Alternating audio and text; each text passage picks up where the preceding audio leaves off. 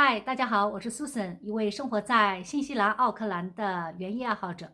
这两天呢，不止一位朋友在问我，为什么他们种的中国芹一直不长？这些苗呢都是我给的，我的呢已经吃了几顿了。我喜欢用芹菜炒香干，或者是用芹菜包饺子。那么同样一批芹菜，为什么会有这么大的差异呢？今天就让我们再来好好的聊一聊中国芹，让我们一起呢找出它的生长的关键点。希望明年大家都能够早早的吃上自己喜欢的美味的芹菜。这是我6月13号撒籽育的芹菜苗，今天是8月5号。我一直把它放在室外，现在快2个月了，才这么大。最近一段时间，奥克兰的白天气温在12、13度到15、16度，晚上气温呢一般都在6、7度到8、9度不等。在这种气温条件下，露天的芹菜苗的生长还是很缓慢的。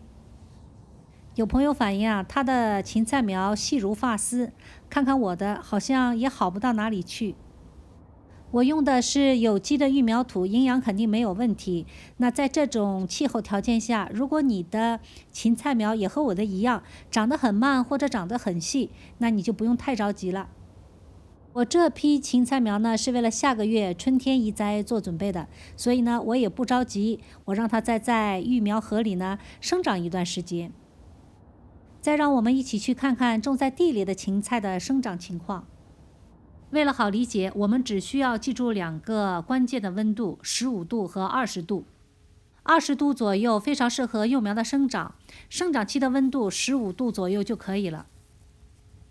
气温超过28度呢，芹菜也会生长缓慢，口感变老，味道发苦。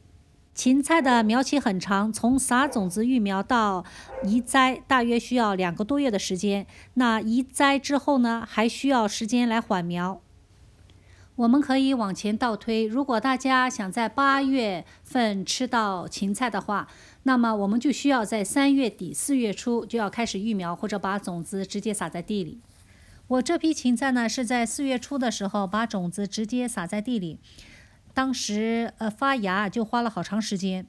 不过呢，我没有移苗，也就是省了当中缓苗这个阶段。那么在7月中旬左右的时候，也就是3个半月的时候，我开始收割第一批芹菜。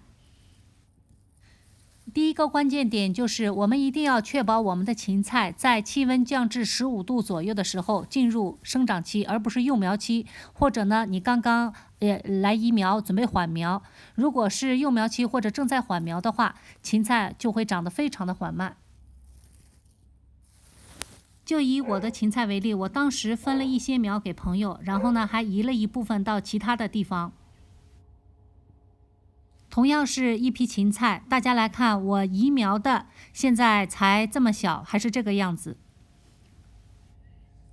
由于天气比较凉，所以缓苗的时间呢就大大加长了。这2天我倒看着它们长得稍微大了一点，中间呢也开始长出了新叶子。相信大多数朋友的芹菜呢应该都像这个样子，所以大家不要急，我们可以把移苗前那些老的叶子给它剪掉，让新叶子继续生长。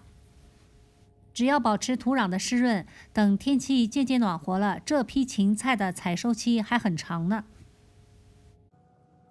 采摘的时候，我们把周围的叶子剪掉，留着芹菜心继续生长。如果是见着吃的话，我们这个时候呢就要把细的剪掉，把粗的留下来，让它继续生长。第2个关键点是，当气温达到18、9度、20度左右的时候，这个时候如果你还没有育苗，就不要育了，直接把种子撒在地里。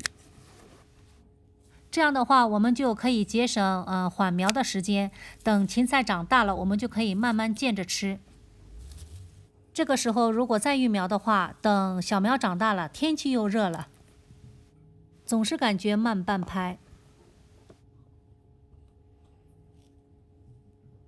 采摘之后浇水的时候，我们可以适当的加一些我们自己做的液体肥。